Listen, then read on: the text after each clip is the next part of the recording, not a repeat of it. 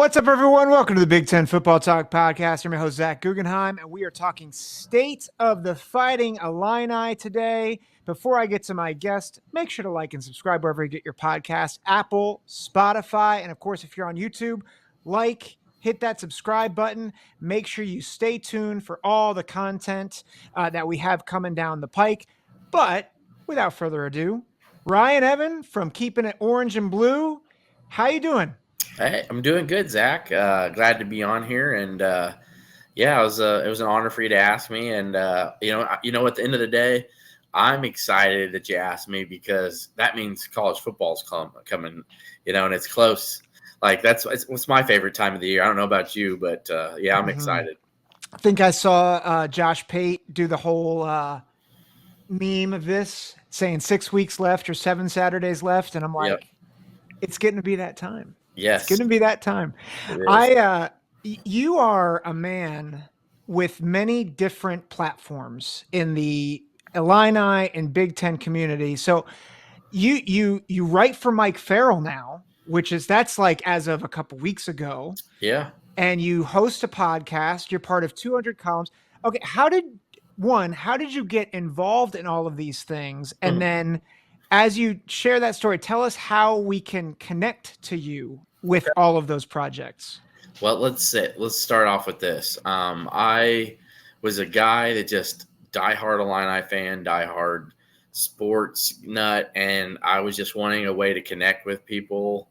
And I jumped on Twitter when it was Twitter, about 8 years ago, and was just started posting my takes on social media. And then eventually it's a slow build, but I mean, and for you to get there, you'll get there. You will. This podcast is going to keep growing. It's more about just how consistent you are. And when you happen to be right quite a bit will help too. If you're posting takes about like a player or the team and people are like, wow, man, that guy he's making way too much sense here, and then people start following you. And then I was like, how can I, after about a year or two, I was like, you know what? I kind of know some people within the program. I'm going to start making some recruiting predictions who I think is going to, join the team. I'm going to delve into this, because I saw everybody was doing it. So then I started getting pretty good at it and getting quite a bit right. I missed some to start out, but I was getting quite a bit right.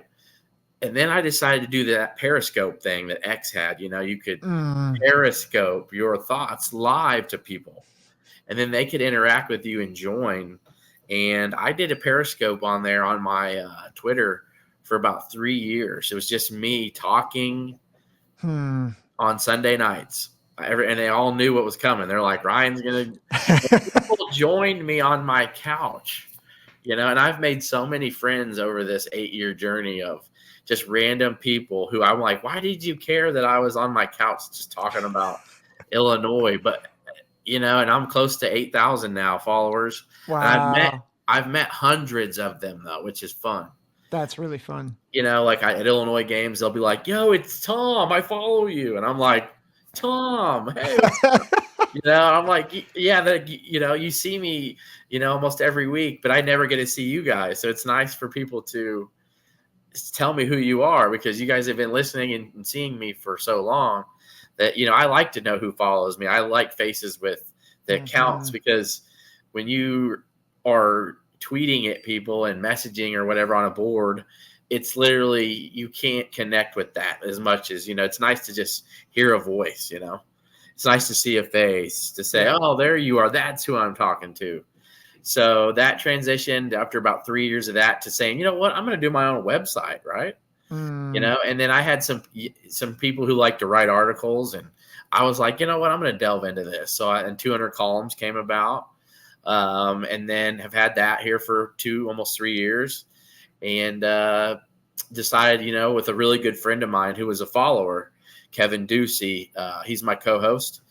I said, hey, let's do a pod instead of me talking to everybody else. How about let's do some conversation? I think I think it just meshes a little bit better. And people have really liked it. Kevin's a diehard Illini fan. He's got a little bit on me age-wise, so he can remember a little bit more than me because I was almost a '90s baby. I was born in '87, so There you go. and he was born in the '70s, so he's in his mid 40s. So he's got a little bit on me. He can remember those mid to late '80s seasons that I have no idea about. So yeah, the fans have just joined in on it, and then luckily enough, here recently, Mike Farrell, who's started Rivals and got all that, it just kind of saw my recruiting chops and my predictions and saw that I've got a nice little thing going, and they were wanting to build. He's wanting to build his website, MikeFarrellSports.com. Opinion articles, recruiting predictions, and we're going to be starting a podcast here soon. Whoa! To group it, it's kind of going to be like. It's kind of going to be like, around the hornish, Nice. It's going to be like a college football or just football podcast, like talk a little NFL at times, mainly focused on college football though. The draft will be discussed, just fun things from different guys from all across the country. There'll be some East Coast guys. We'll have a West Coast guy. We'll have some South, some Midwest, and just a little flavor in there each week. To kind of like, let's talk about the biggest topics of the week. Yeah. Doesn't even have to be the biggest matchups. It could be Deion Sanders. It could be it could be Lane Kiffin. What did Lane Kiffin say this week, right? I just thought it was a good idea, and we're going to be doing that soon. And so, yeah, I'm blessed to be the Big Ten correspondent at Mike Farrell Sports, and hopefully that didn't ramble, but hopefully that answered your question too. Yeah. Well, I think you're giving us an insight into your, not just your connection, but knowledge about the Illinois program and the Big Ten overall, and your love and passion for podcasting and journalism, it's really exciting to have you on. By the way, I think you do a great job with what you do. So I think you just keep doing it. Yeah, that's all I can tell you. And you'll get better at it. And like, you're already smooth and calm, and I think you segue great, and I think all those things are good. So I'll definitely be supportive of what you're doing and retweet your stuff when I see it and all that. But yeah, so I'm glad that you had me on here. Absolutely. Well, I appreciate it, and I was telling you this off camera, or off air, I should say. Illinois has a soft spot in my heart because in many ways, like, I have several folks who have been with me from the beginning, a couple good friends of mine from Penn State fans, Ohio State fans, obviously, but the fans that I've always been a bit surprised by, in a very good way, is Illinois fans. And they, in many ways, they were the first ones who reached out to me where I'm like, I have no idea who you are, but Illinois fans, and many of them reached out to me via email, via Twitter, and they're like, hey, I loved your show, or hey, I thought you got this thing wrong, or hey, and which makes me excited because I think this really feels like a great opportunity just to connect more with them. Oh yeah. And so I appreciate you coming on. A fun story before we kind of get into the content. My first prediction on this show was Illinois, Nebraska 2021. And I think I got the score right within 3 points. And hold on, let me think about that game. Hold on a second. Was that Lovie Smith's last year? No, it was Brett Bielema's opener. So week 0 game, right? Yeah. That was the one where there was like that safety on the punt return or whatever. Yeah. Okay. Well, yeah, and everybody was saying, "Oh, this is Nebraska's year," which is what we've been saying for the past 8 years.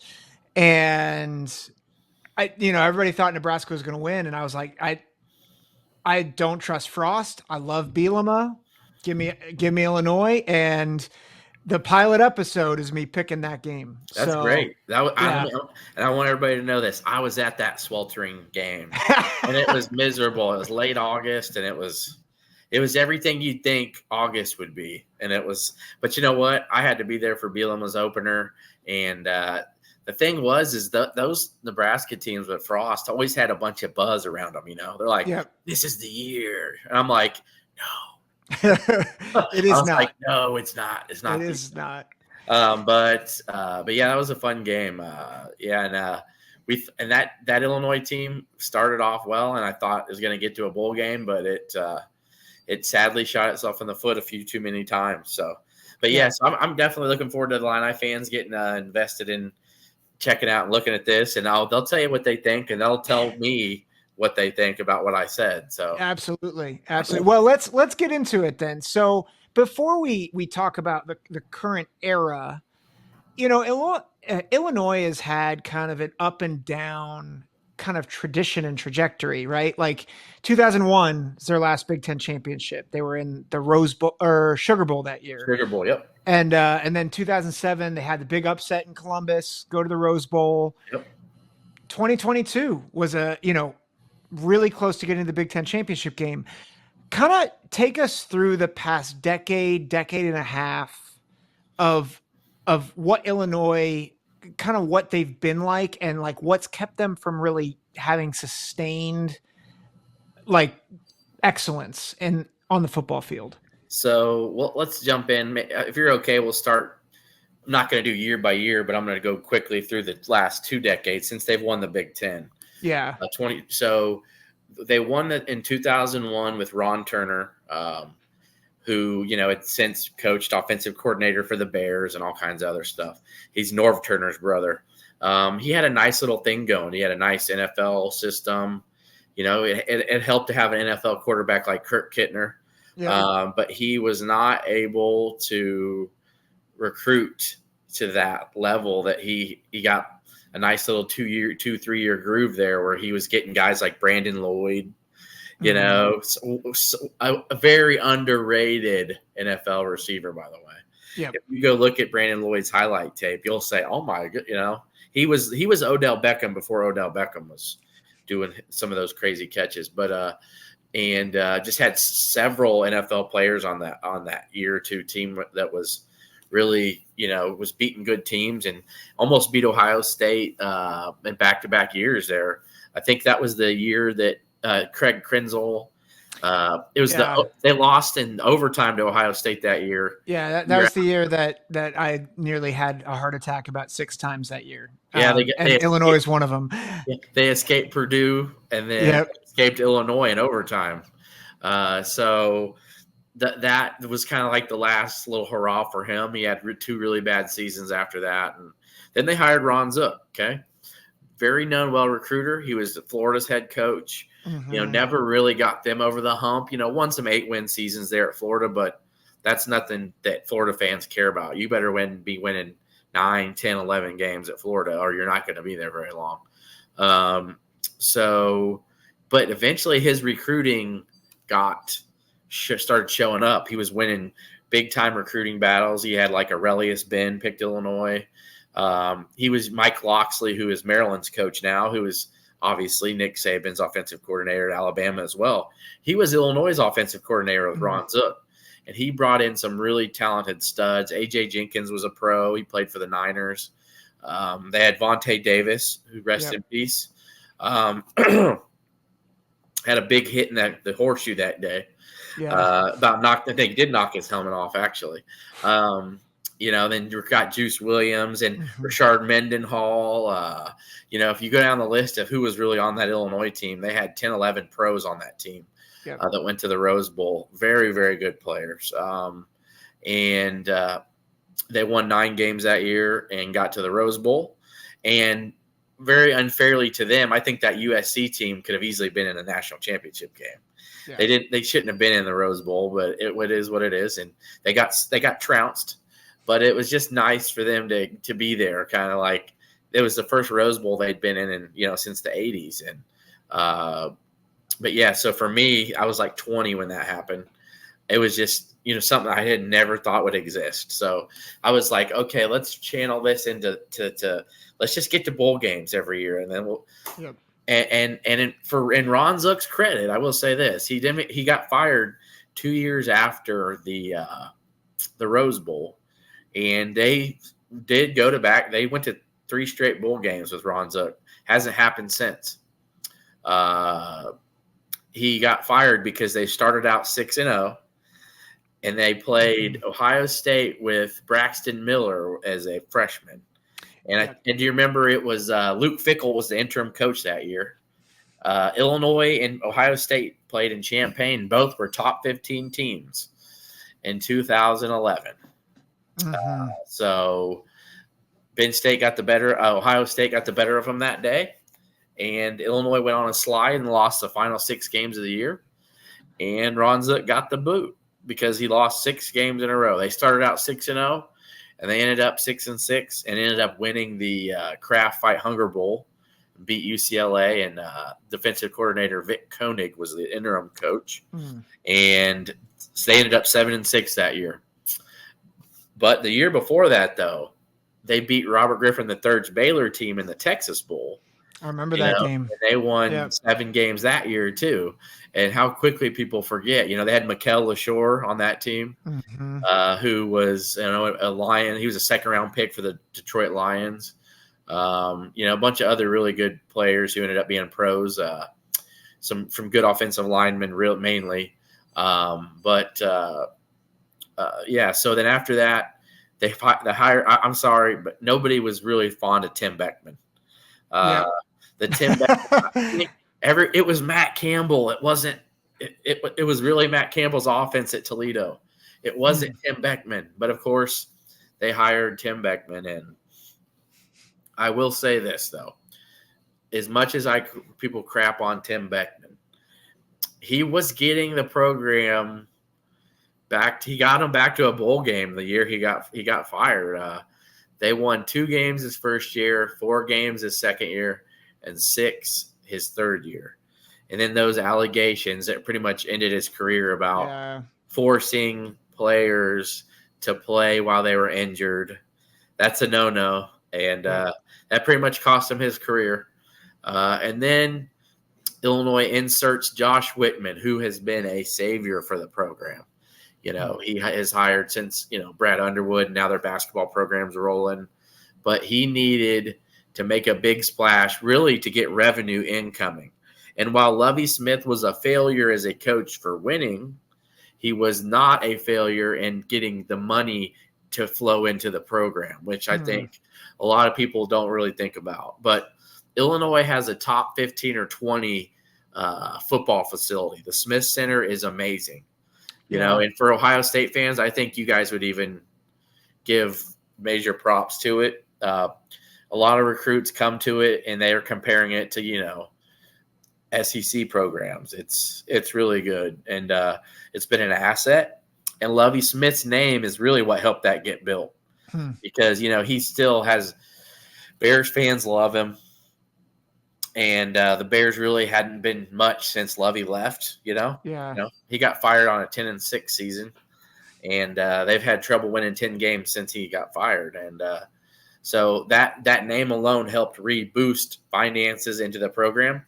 So Josh Whitman, after he lost, I think the COVID year was his final year. Then he got them to 1 bowl game. I think it was his 4th season. And he had a bunch of NFL talent. I mean, you would expect that. Like, the man knows talent.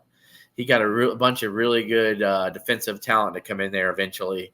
And that showed its head as we transition into Brett Bielema's tenure, who's ended up having, 3 or 4 defensive players drafted last year.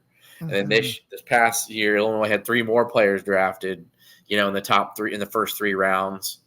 I think Illinois is only behind Michigan and Ohio State with, I think the most draft picks in the last couple seasons. So they're right there, and Bielema is, in my opinion, is the right guy to kind of guide this to being consistently getting to bowls.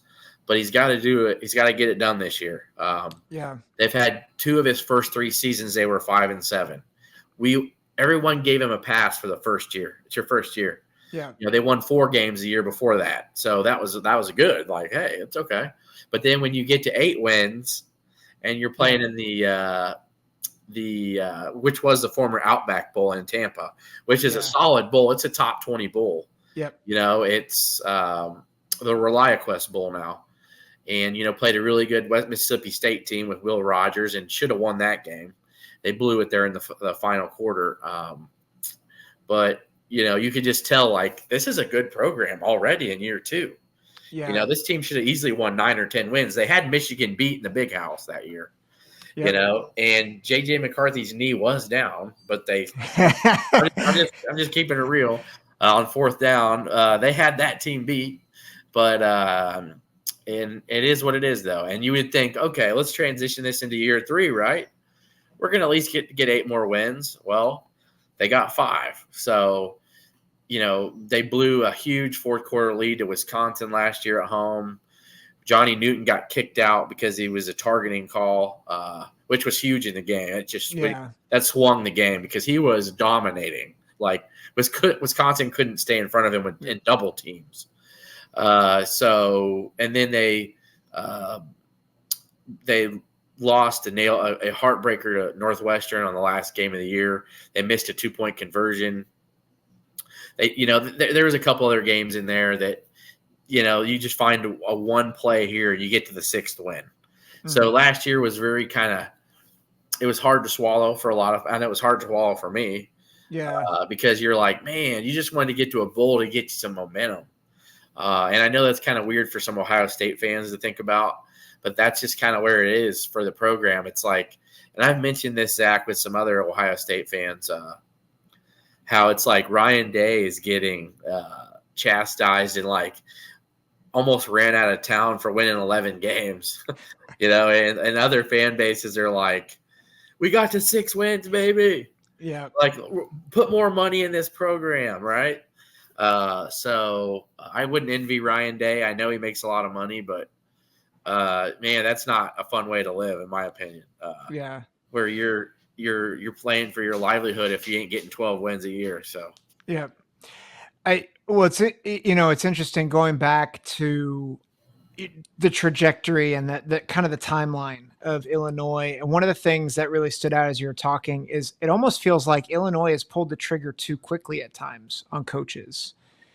And I don't know if you would agree with that, but they had 3 straight bowl games, and then it was almost like they pulled the plug too quickly. And while I really do kind of agree with that about Zook, his recruiting was going down some. Okay. But I will tell you that next season was all his guys on his team. And, they still had Nate Shieldhouse and they still had some talented guys on that 2012 team. But I would have probably let him coach the next season. I just feel like when your program hasn't had back-to-back bowl seasons in 2 decades to say, hey, let's fire the guy. Yeah, he still won 6 games that year. Like, yeah, I know it was unacceptable to lose 6 in a row, and some of the fashion was really bad. Just kind of didn't show up. But they had one against Penn State that actually Joe Paterno got his record-breaking win. Yeah. And they blew a game on a missed field goal, and it was just ugly. It was just ugly how the season ended. So, but yeah, I would agree with that to an extent. I think I would have liked to seen Zook one more year, but the Beckman thing, I think was more Matt Campbell than anything really. Yeah. And they picked the wrong guy. That wasn't Josh Whitman. That was a athletic director that's not very highly thought of, so I won't mention his name on here. Some people think he was trying to sabotage the program because he really didn't. He kind of got pushed into the job. So, but yeah, so I would agree with that to an extent. Yeah.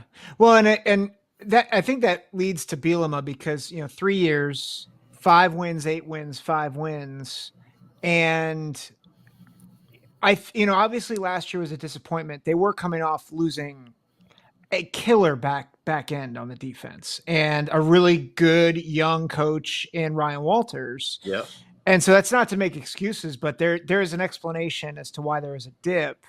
What is the mood in Champaign for Brett Bielema right now as you guys head into 2024? I would say it's season ticket sales are going up every year, so I can't say it's negative. I think it's still hopeful, but I can tell you this, that's going to change if this season doesn't go at least pleasant. It's not – Illinois football fans are not a wild bunch of, like, unrealistic fans. They're not. I think if I polled every Illini follow that I have, especially that love football, I think you'd say 75-25 would be thrilled with 6 wins. Mm-hmm. You just want to get to you just want to get to a bowl game. I think that just makes your program, you just kind of feel that positive heading into the offseason, and especially if you can win the bowl game. Yeah. But it doesn't feel like your season was a failure, Yeah. Because when you're sitting at home in Christmas and everybody's, hey, where are you guys going? Oh, yeah, I'm going to Tempe, Or, oh, yeah, hey, where are you guys heading? I'm going to Tampa. Like, oh, where are you guys going, right? Where are you guys going? You're going to Baton Rouge. You're going to New Orleans or Atlanta, and here Illinois fans are. We're like, well, it's basketball season, Mm-hmm. So it's just nice to put that bow on it. And anything more than 6 or 7 wins, I think is Illinois fans are just over the moon. And so I think Brett Bielema can do that. I think he can to bowl games. He's competent. He knows how to win. He's proven that at Wisconsin. Yeah. And to me, I don't know how much you want to dive into it, but there's no reason he can't do what he did at Wisconsin at Illinois. I do know that things have changed in the landscape now with NIL and all kinds of other things.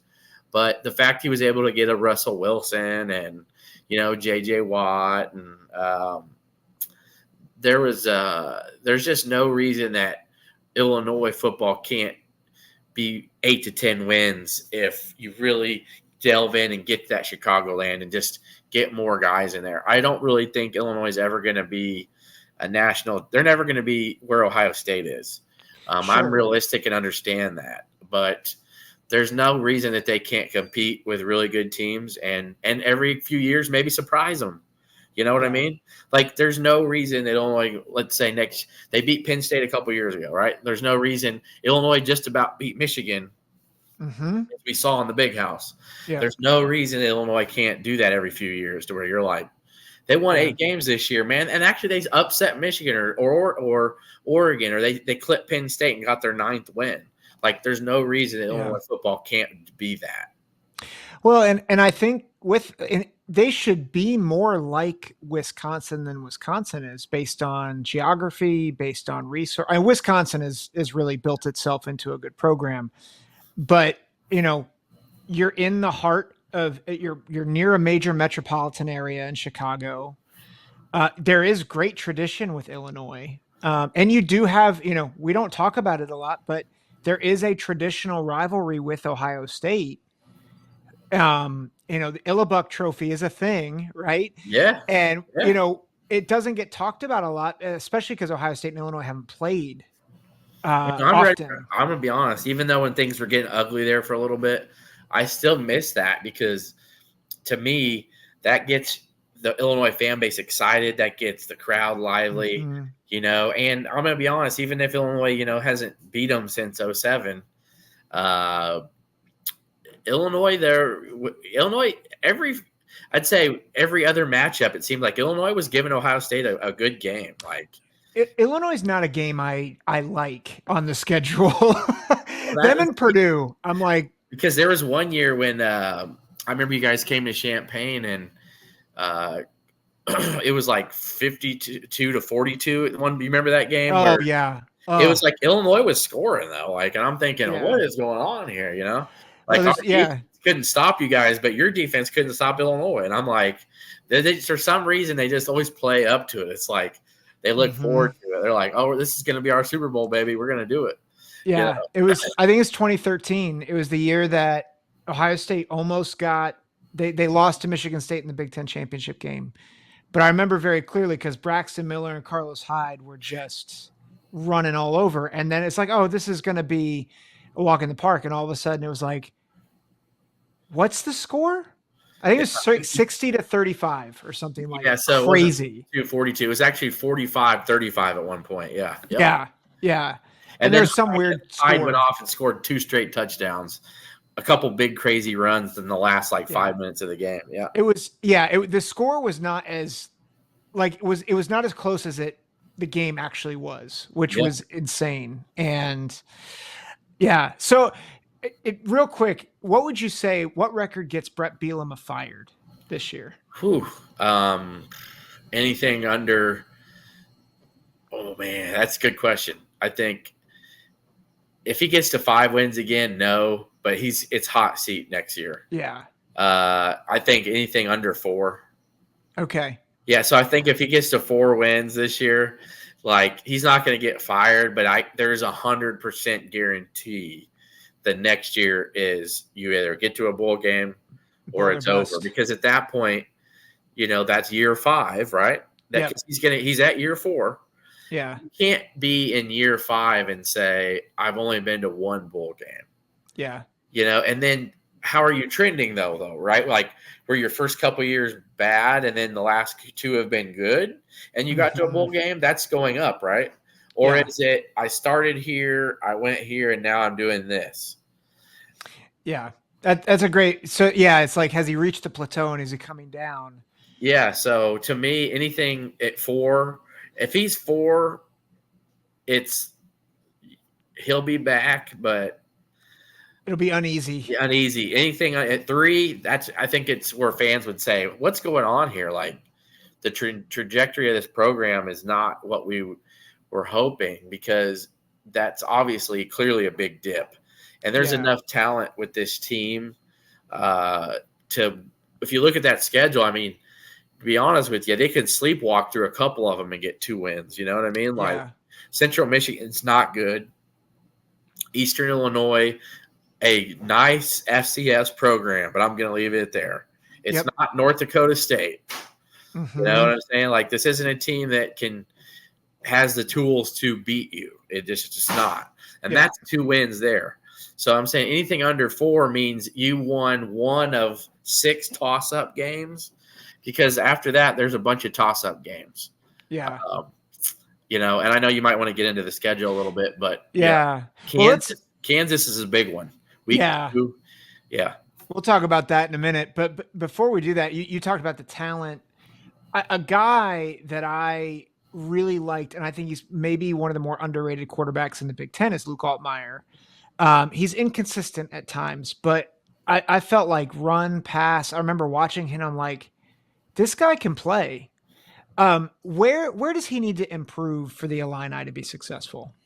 I think he just needs to be smarter on not trying to force something if it's not there. Some of his big interceptions last year, especially against Penn State, he was forcing stuff into double coverage and trying to make a play, not trying to take a sack. And I can understand that. That was really his first year as a starter. Mm-hmm. Think about this too. He got beat out by Jackson Dart the year before at Ole Miss. He was still 19, 20 years old, hadn't actually had a full season of games. I think it was only his 4th game he started. Yeah.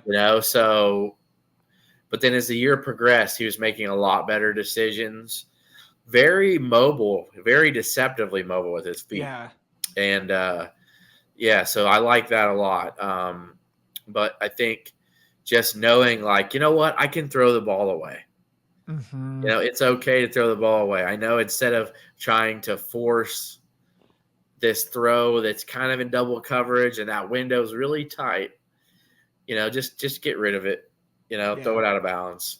And let's try to pick it up on 3rd and 7, That's really the biggest one for me. Yeah, so he's got to be less Brett Favre. Yes, and more, less hero. Yeah. More. I'm trying to think who's more of a conservative, I'm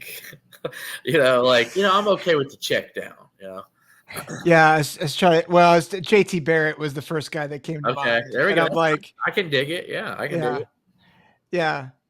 Well, and I think with that too, if he learns to not play hero ball, but he's got really good speed, and at his side, stay healthy and throw the ball away when you need to. And it sounds like that may have won them a couple games last year. Yeah. I'm trying to and what I mean by talent, I want everybody to know this too. Like Illinois went into Maryland last year and beat them. Yep. And this was a Maryland team that, if you guys remember, was giving Ohio State all they wanted in the horseshoe.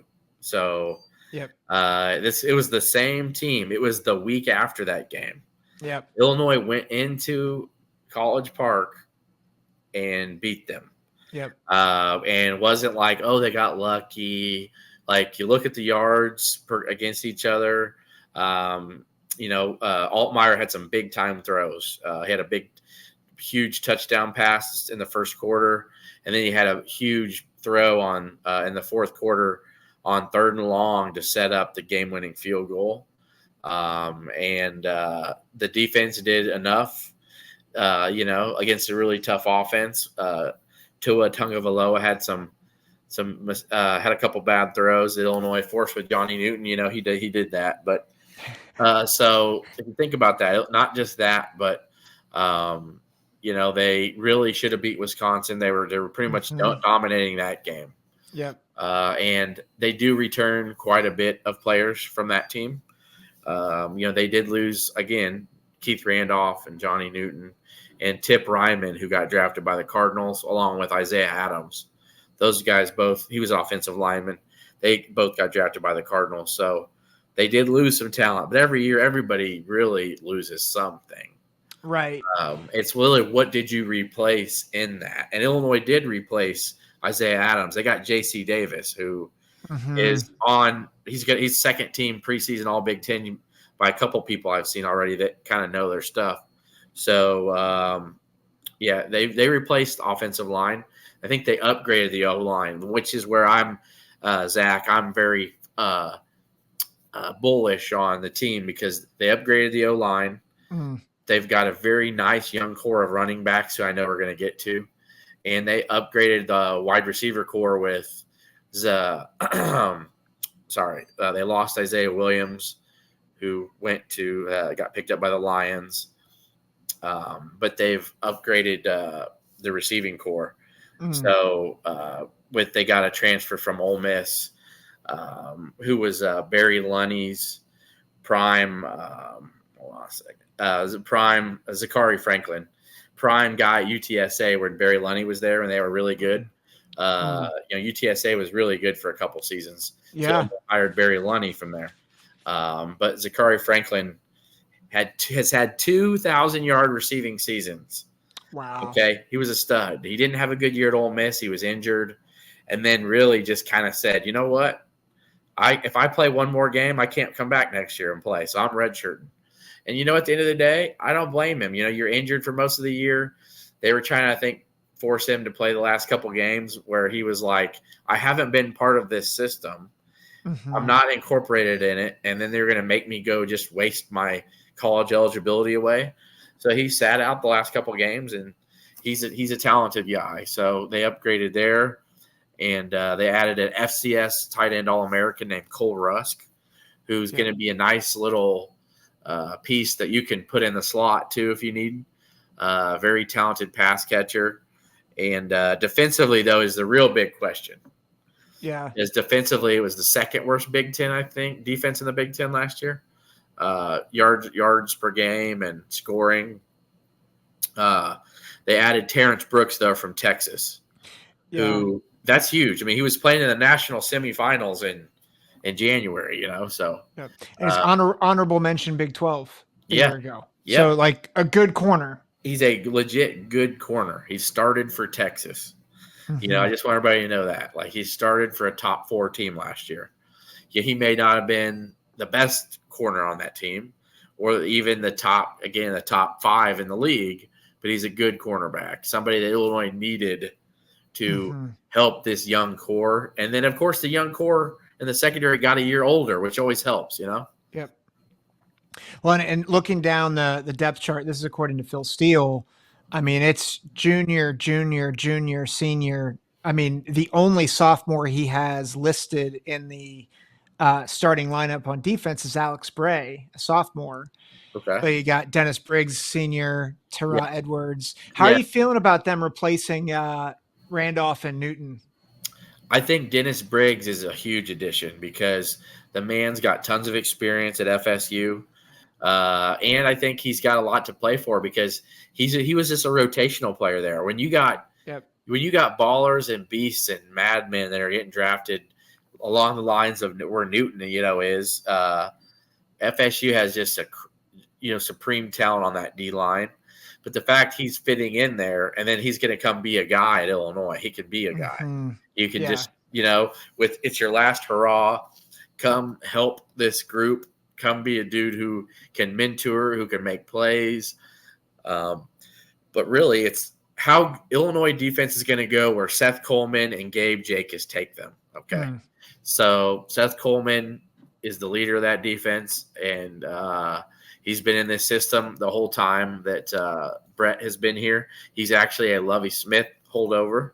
Lovie Smith loved him from Florida, and I think he's got a chance to get drafted if he has a good year. He's got all the intangibles you would like in a outside linebacker, edge rusher. And also, if you're looking at the Phil Steele, Kenna Odeluga is a huge piece for the team. Mm. When he went down last year against Iowa, that really crushed, I feel like, their bowl chances defensively. Because really, I forgot the Iowa game they blew, by the way. They were winning in Iowa City and gave up they hadn't given up more than a 15 yards play the whole game, and then gave up a 40-yard touchdown run after Odeluga went out. Mm. And Kenan Odeluga is an X factor for me on the defense. Yeah, so it sounds like while there's youth and obviously replacing like the heart of your defense from a year ago, it seems like depth and a resurgence of new blood, or not resurgence, but a injection of new blood. Brooks, Briggs, and it's not just new blood, but it's actually experienced new blood because Briggs, 6 years at Florida State. Yeah, Gentle Hunt is going to be a guy with a chip on his shoulder. He came from Florida A&M. He FCS All-American. He's FCS HBCU. Sorry. But still talented, 5'11", 300 pounds. He's got that nasty motor where you want a guy like that on the line who can get leverage on guys, and he's quick. And the staff loves him. They think, this is going to be a guy who's got a motor like Johnny Newton. Yeah. He's got a chip on his shoulder like Johnny Newton. I don't know if he has the talent of Newton, but he's a guy that's going to be in there who can be a nice piece for him, I think. Yeah. So Gentle Hunt, not so gentle on the line. No. You were beaming pre-show about Caden Fagan. And so I'm just going to let you go because I think this guy, I think this guy could be a stud, and obviously you can say more about him. I mean, he's a guy Ohio State fans would be excited about if he was on your team. I mean, I'm just telling you, it doesn't matter. He would play at Ohio State somewhere. Okay. I don't know if he'd be a linebacker right now because you got Henderson and you got Judkins, and my point is those are studs. I get it, but Fagan is not far behind. Mm-hmm. He is a specimen. Okay, almost 6'4", 250 pounds, and can run over 21 miles an hour when he's sprinting. If you look at him, he's sculpted like a Greek god. He's got a nice vertical. He chose Illinois because he grew up an Illini fan. He grew up 15 minutes from Champaign. He had Notre Dame after him. He had Iowa wanting him bad. I'm sure, heck, Ohio State and Michigan may have offered him at something else. I don't know. But he was a top 150 kid. He's just something. And he was just injured for a nice chunk last year. He still averaged 4.8 yards or 4.6 yards a carry. I just wrote an article by the way, plug an article of at Mike Farrell Sports called Watch List, Big Ten offensive under the radar names, and he is one of them. Because if you think about it, like I just mentioned, Henderson, Judkins, the Rutgers running back, what's his name? Monangai. Yeah, Monangai. Obvious reasons. These guys are all going to be talked about. Yep. Because they've proven it. Fagan hasn't got to prove it yet, but what you saw last year made you say, man, what could this guy be if he even plays 10 games? What could he be if he plays 12? And it's scary. So he's a very good pass catcher too. He caught 16 passes for 9 passes or for like 116 yards. He had a big 55-yard touchdown pass reception against Minnesota, where he outran the entire defense. That's really kind of what gets that clip's actually in the article as well. So yeah, well, and I think you combine that with a more experienced offensive line from a year ago. Yep. You start to see, there really should be, at least a bowl team, if not more than a bowl team here for the Illini. And then Josh McCray's a nice piece in the backfield. He's dealt with injury problems, but he's 6'1", 235. Bielema loves his backs, his big, thick, bulky backs. It's a sad thing is when you have those backs, what do defenders do to get them down, right? They go low. Yeah. And they get hurt. That's McCray's biggest bugaboo is his ankles. His ankles and his shins have been beat up because these guys, and I mean, at the end of the day, if I was tasked to get them to the ground, you got to do what you got to do. Yep. And it's sad that way, but guys have always been rolling on their ankles, and he just has not been able to stay healthy. But Aiden Lawfrey is a nice change of pace. He's got nice burst. He's coming into his own now. I think he's fully ready to be a guy that can be an every down back if you need it. I don't think they will need him to, but it's nice because it's nice to have 3 guys, that have made plays, who have been the guy who can, take some carries away. So you don't have Fagan having 30 to 35 carries a game. Yep. So really good running back room, upgraded offensive line. I think defensively, the back 7 has improved. The back 8, I should say. The front line, question marks, but it seems like defensive line is probably the biggest question mark, I think, right now. Just depth. The talent, though, the first 3 or 4 are nice, But we all know somebody's going to go down at some point. Yeah. And then it's like, then how's your depth when you got 2 really good guys, right? Yeah. And the schedule gets favorable. Tougher. Favorable. It's favorable, but you add Michigan, you add Oregon. Rutgers is no slouch anymore. To me, to get to a bowl game, Illinois just needs to split one of the last 2, which is doable.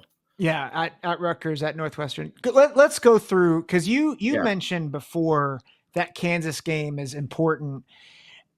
Talk more about that, because Kansas, I have questions. I hope they're going to be ranked, Zach. I'm hoping they're going to be ranked because they get all the hype. That's usually how it works to start the year. Yeah, Daniels is healthy. It's like, okay, all right. Is he gonna be healthy? Is he gonna play? Illinois' luck last year. This is how it was. I was saying Illinois' luck. The dude played like 2 games, and Illinois was one of them. And it's like, and then after that, then he's like, oh, I can't hack it. Oh, my back, I just can't play. But like, then it come to find out his back was like that against Illinois. He just decided to play, and then it's like, and that was just enough to win, and it's, but I can tell you, this is one thing about Brett Bielema. If you go look at his track record at Wisconsin, at Arkansas, when they do these matchups, when they do these, you always have to do 2 games set with somebody. Right. Whenever he's lost the first game, and that first team kind of runs it up on them, like they were down by like 28 in the first half. They ended up losing by 11, but that's just because Altmyer went nuts in the second half and had like a 70-yard touchdown run, and they just started playing like they were actually ready to play because they didn't show up the first half. Mm-hmm. So he takes that stuff personal. Yeah. And then usually in the next matchup, Illinois is ready to roll, and they don't forget, and he doesn't forget. And he might even try to run it up himself if they get a chance. He takes it personal. I don't know if he'll run it up because Kansas is going to be a good team, and their head coach and him are very close. Yeah. From his time at UW Whitewater when Bielema was at Wisconsin, he was winning all these national championships, at Division III, and they would use Wisconsin's facilities, and Lance Leipold. And he said, Lance didn't want to use his facilities. He didn't want to ask. He didn't want to bother him. And Brett was like, yes, you guys can use our facilities. Like, just ask. They have a good relationship. So I don't think it's bitter or ugly, but he won't forget that they were up on him by 28 at half. So yeah, it's not bitter, but we're gonna come for you. Yeah, like we remember. Like a reason why I have us, and I have us. I have Illinois beating Purdue this year is because they ran it up on Illinois last year. That was Ryan Walters, and that was some of his former staff is on that team with Walters. Yeah, and you kind of embarrassed them, and like I said, it won't forget that. And, they could have took the gas off, but they didn't. They kept running it, and Illinois was putting their second and third stringers in, and they still had Hudson Card slinging it around. And it was like, I'm telling you, Illinois is not going to forget that. Yeah. So that's coming back to Champaign this year, and that's going to be a game Illinois needs to win to get to a bowl game. So I think those are just two games that I think this team's going to be up and ready for that night game against Kansas. Well, I hope they're ranked. Yeah. Because that's like getting the crowd more into it. There's a lot at stake there. You're going to be a primetime game. I think it's on FS1. So, it'll be good. It'll be a fun atmosphere.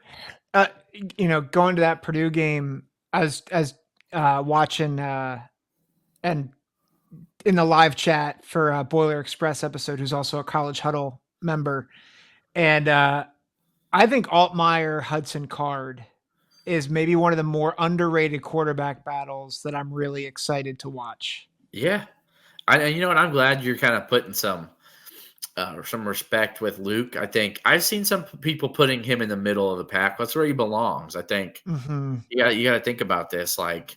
He really had a nice end of the year.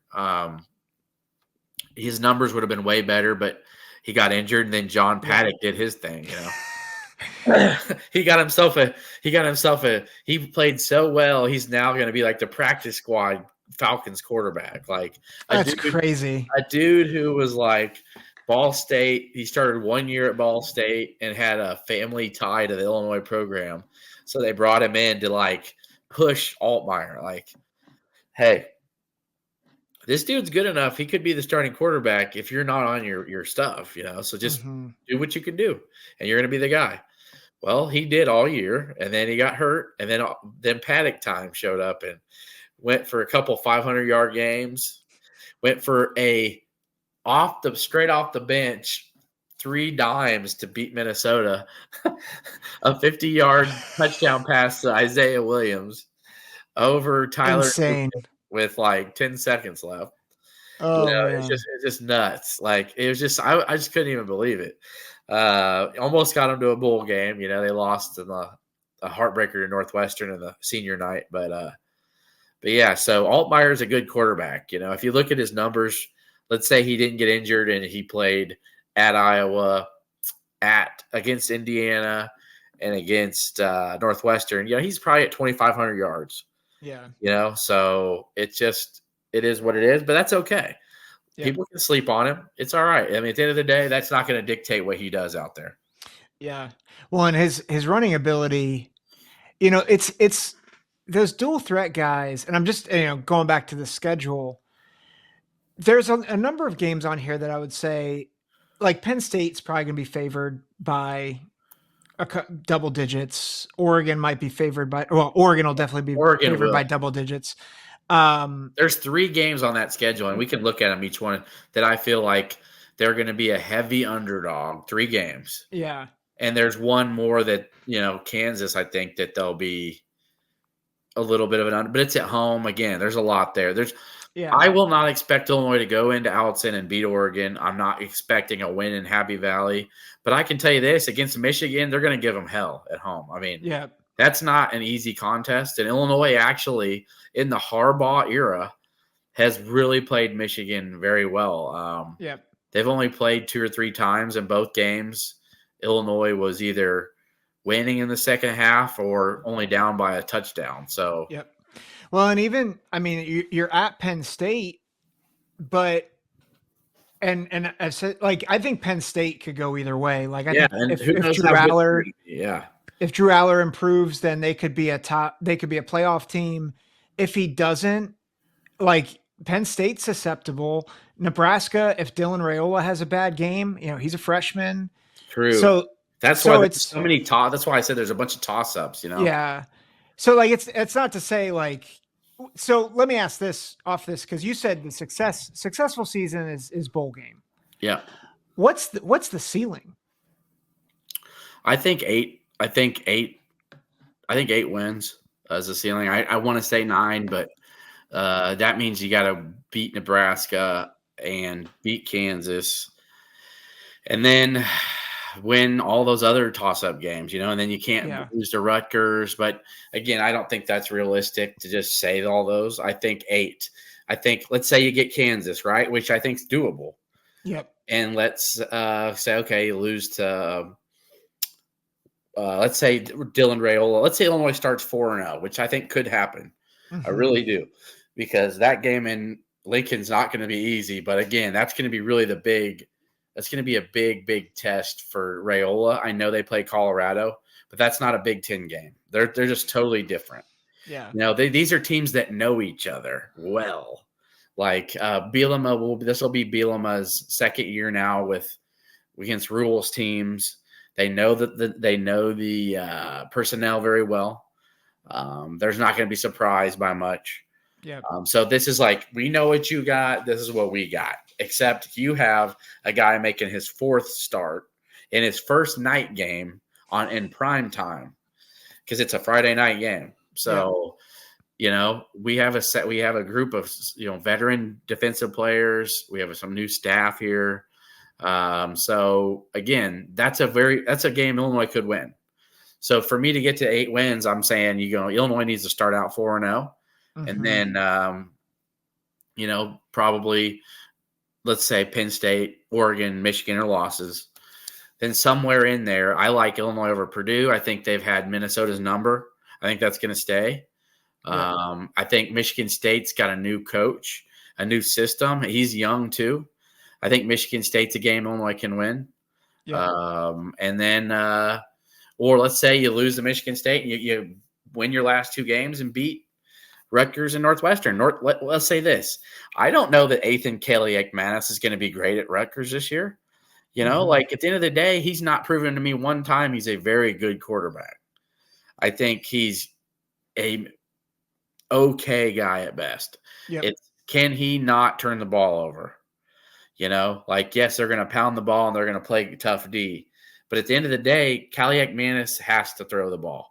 Yep. And when he's done that, Illinois has had a lot of success against him, forcing him to do that. Yeah. So to me, those last 2 games, again, are winnable games. The Rutgers is always going to be an ugly slugfest. You know what I mean? Like, it's a rock fight. Yeah. And the Northwestern games at Wrigley Field, where Illinois fans are going to outnumber Northwestern fans. So I feel like 6 to 8 in there is very probable. Yeah. I think one of the fun things about this season, I did my first run through of, I have the grid of all the games and who's going to win what. And I did my rough draft and I'm like, I got to do at least one more, probably at least 2 more, because, and I think you're highlighting this, Ryan, a lot of the teams in the Big Ten have elevated, and they also have significant question marks. And like, I feel like in years past, I'm like, most teams just have question marks. And I'm like, they're like, Rutgers for a long time, it was just, oh yeah, it's another, I don't know who's going to be good for them. Michigan State the past few years, I have no idea who's going to be good for them. this year, like I feel like in talking to you and talking to Kurt over at Skyu Pod, talking with Larry over at Night Watch, you know, there's always a lot of optimism for our teams, but like there's legit optimism at every turn. But there's also these question marks that it's like, yeah, like if Michigan State hits at quarterback, they actually might be a bowl team. And if they don't like, and if they're young, they might be 3-9 again. Yeah. But I don't know which it's going to be. And I think that's what makes this so fascinating for you guys is I think you see the scenario where they could get to 8 wins. I think you see the scenario where they get to 6, but there's a lot of angst because you're like, yeah, like I don't know what to expect from Dylan Raiola game 4. Yeah. So it's and interesting. Like, is Jalen Daniels going to be that Heisman type of guy in week 2? How is he really healthy now? Right? Yeah. So it's just it makes me excited as just a Big Ten fan. Is I don't think it's going to be. I think a lot of times, like last year, it was very clean at the top. Like, oh, it's Michigan, Ohio State, Penn State. I don't think that's what it's going to be like this year. I personally think it's going to be Oregon and Ohio State. Like, I think, it's clearly at the top too. I don't really see Michigan being. I'm gonna be honest. I don't think they're going to be a top 10 team when it's all said and done. Yeah. Well, and quarterback, like, how can we sit here and say that we know at quarterback that they're good, right? Like, that's another thing that your point is, right? Yeah. Well, and it's like Illinois could get Michigan at home and just have one of their best games ever. And this new quarterback for Michigan, let's say he got a little dinged up the week before, or the weather like has affected games in Champaign before. Against Michigan State a few years ago, the wind was so bad. Like it literally, I think there was one thing. What did before he got fired, Mel Tucker did something with the timeouts that really irked Bielema. Yeah, it was something with like the wind, and he's calling all his timeouts, for the punter because he wanted to have the wind with his punting. It's just nuts, and that dictated a game. It cost Illinois like a chance to kick a field goal or something. It was odd, and I remember it really irked Bielema.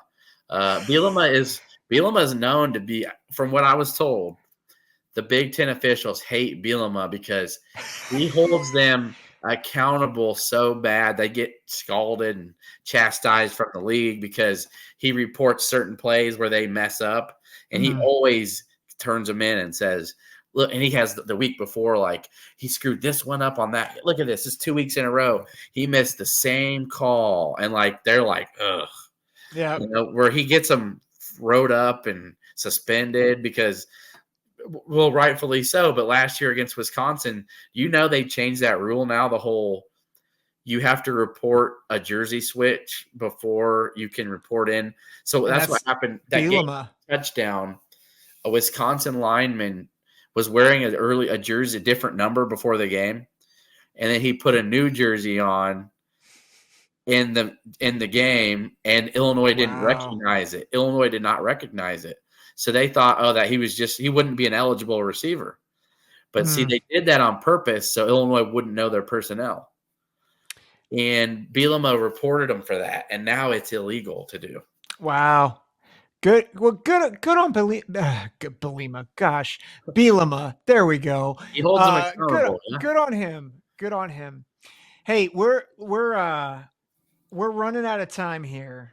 And so I think the most important question that I could ask you, and what I ask everybody that comes on the show, if I'm going to come to a game in Champaign and I want to get some good food, like local to Champaign, where am I going? Where are you taking me?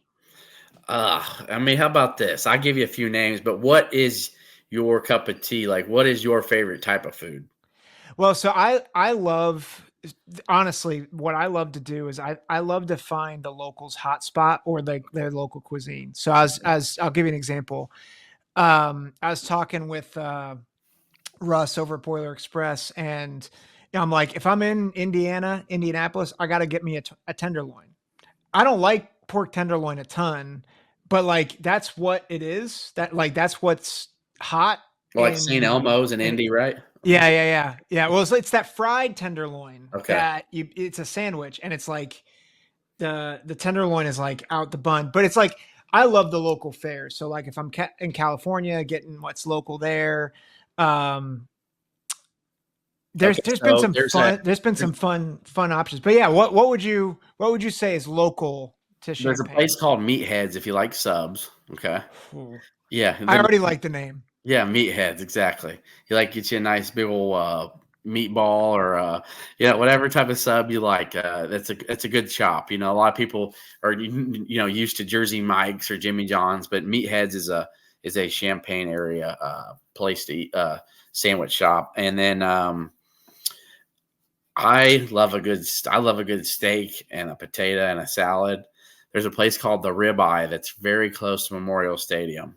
The Ribeye. It's got great service. They got a salad bar up there with anything you could imagine. Great steak and the shrimp. Oh, jumbo shrimp. I'm just telling you. I know that sounded good already, isn't it? Listen, it's close to 11:00 p.m. Eastern where I am at as we're recording this, and I want a steak right now. And I want those jumbo shrimp. So, and there's a fun little diner that's kind of like a Seinfeld-ish diner. You know the diner they'd all go to in Seinfeld? It's called Mary Ann's. And it's like a good breakfast spot that like all the students go, and they like can go get their little, get your hash browns and get your little pancakes and whatever. They'll just your eggs. They cook it right there in front of you, the grill. It's a nice little spot. I know, getting you hungry. Now, if you want dessert, it's called Jarling's Custard Cup. Okay. Jarling's Custard Cup. It's some of the best ice cream I've had. And so I hope that's helped. And if you like barbecue, this place called Black Dog. Black Dog. Yep. Nice. Good barbecue. Yep. I think if I'm going to Champaign, I'm going to the Ribeye. And then I'm going to Jarling's Custard. It's Custard Cup. Yep, Jarling's Custard Cup. There's something about. I'm assuming it's like a frozen custard, like it's thicker. Yeah. It's a thicker. I was just on vacation at the beach, and they have Coors Brothers, which is custard, and I'm like, I never realized how much. I just feel like custard is so much better than the typical soft serve.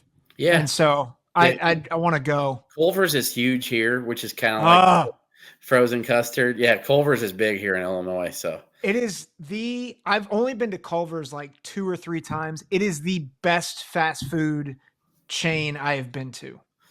Yeah, the crinkle fries, and they got premium cheddar burgers. They got that Wisconsin cheddar. Oh, so good. I know.